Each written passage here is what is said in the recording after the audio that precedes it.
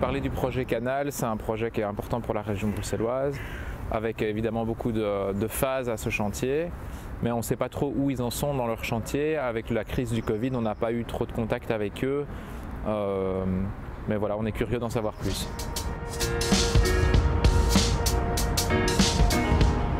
Globalement, toutes les initiatives positives pour le quartier, on est plutôt favorable. En particulier si ça a trait à la culture, si ça fait venir différents types de publics, des touristes, des Bruxellois et autres. Et puis évidemment, s'ils passent par le centre Pompidou, après ils sont évidemment les bienvenus à la ferme et vice versa. Et donc ça crée de l'attractivité, de l'animation dans le quartier, donc nous on est assez favorable à ça.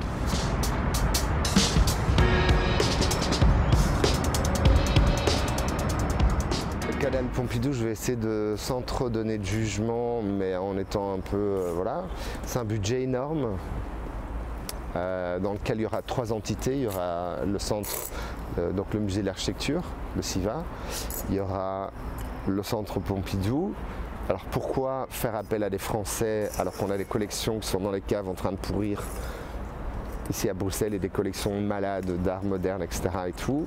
Pourquoi aller voir ailleurs? Parce qu'on est dans un monde de marques, d'Instagram, de choses comme ça.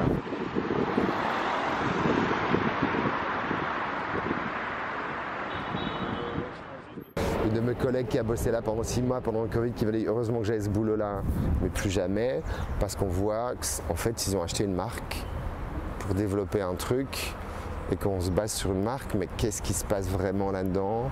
Les travaux viennent de commencer, hein, le bâtiment vient d'être abattu ici.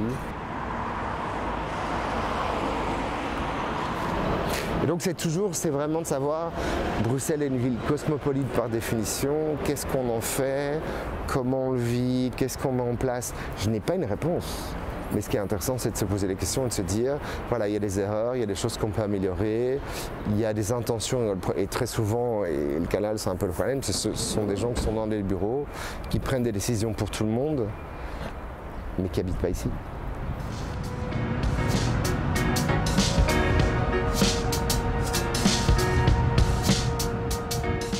Oui, ça peut s'agrandir, ça peut rapporter de la diversité, et c'est bien de la diversité, on est à Bruxelles, on est au centre de Bruxelles, il faut un peu de diversité pour tout le monde.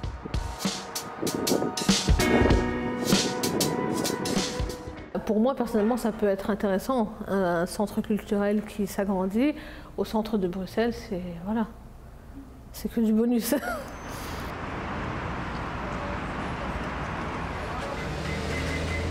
fait 10 euros, s'il vous plaît. Merci. Merci à vous. Merci à vous. Bonne journée. Au revoir.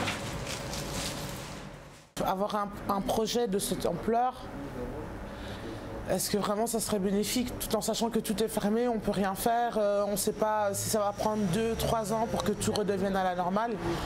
Après, si ça peut apporter un plus à la ville et autant touristique que pour la population normale, ouais, c'est bien. Mais est-ce que ça sera accessible? C'est la question.